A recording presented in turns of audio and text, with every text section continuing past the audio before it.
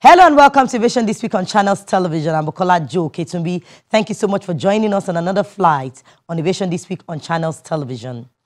Aviation remains a capital-intensive industry, no thanks to the dollar-naira dichotomy, with the airline operators of Nigeria impressed with the removal of the value-added tax payment schedule of the country.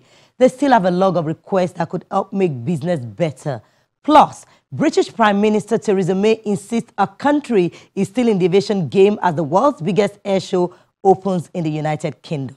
Our background report is up next.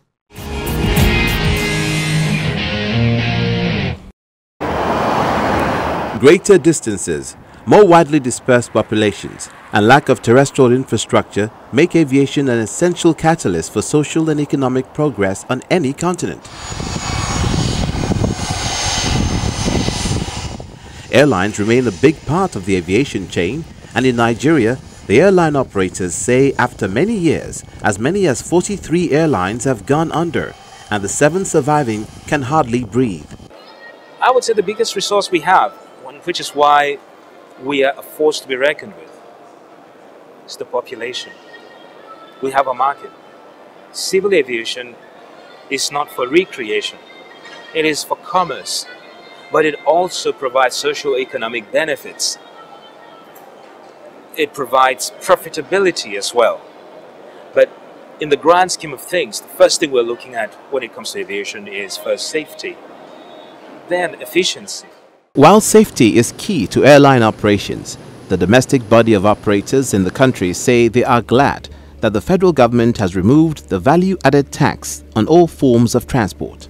He engineered also the VAT-free regime for airlines in Nigeria, and we must applaud the Honorable Minister for this. And we are very grateful to him for spearheading this kind of revolution that most airlines have been yearning for.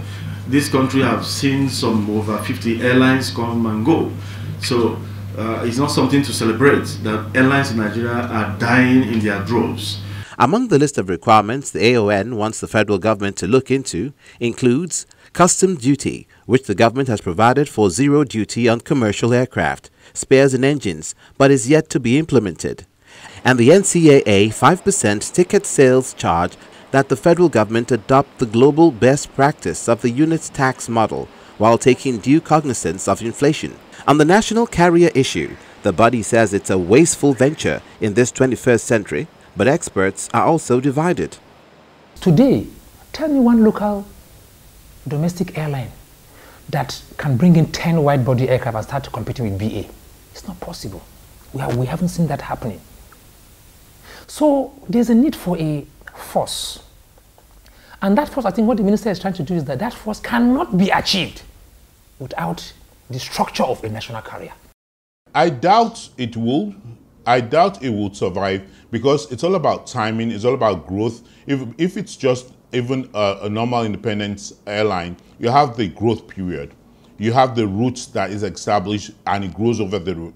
So I've not seen the development plan of this new national carrier, what routes they're going to start with, what routes they're going to improve upon, and over what alliances they're able to grow, because these are the things that are actually going to stabilize the airline and as well as the management structure.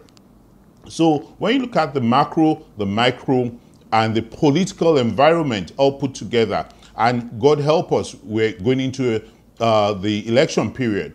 So once you have the new management of the national airline with the new changing government come 2019, how stable is that national carrier going to be? So those are the challenges we look at. The issue of multiple entry points for international airlines to berth at several domestic airports designated for international flights decimates the domestic air travel market and depletes the nation's foreign reserves and jobs. We're supposed to be a force today in Africa, but sadly, because of a lot of treaties that have been signed or agreements or bilateral agreements that have been signed on behalf of Nigeria has put us in a very bad disadvantaged position. One of each in my industry today, we have over 600 unemployed pilots roaming the streets. When Nigeria is exporting over $3 to $4 billion of capital flight to foreign countries. Some countries today benefit and plan out of Nigeria. It's sad that those countries feed their passengers out of Nigeria. 40%, 45% of the airline's revenue are generated from Nigeria. The same airline generates 32% of their GDP in their country. All this multiple designation, we are going to stop it. These are moves that when the government makes, it will give confidence, it will build confidence in the domestic carriers. Because now the local airlines will feel, okay, fine, we'll still be busy with our Lagos, Abuja, Port Harcourt, Sokoto, Kano, Maiduguri, Yola, and what have you.